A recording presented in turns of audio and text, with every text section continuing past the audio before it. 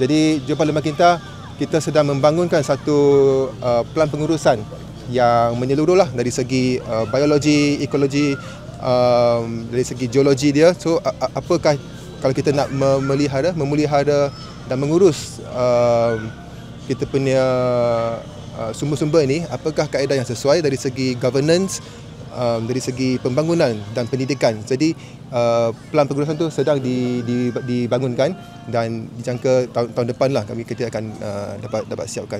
Fosil tu ada. Okey.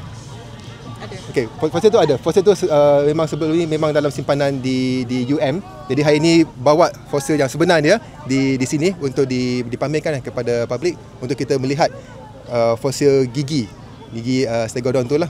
Di mana yang baru ni kita pun beberapa tahun lepas dapat jumpai fosil Stegodon, iaitu satu spesies gajah yang telah pupus sebelum ini. Jadi itu Stegodon yang pertama lah yang kita dapat jumpa di Malaysia.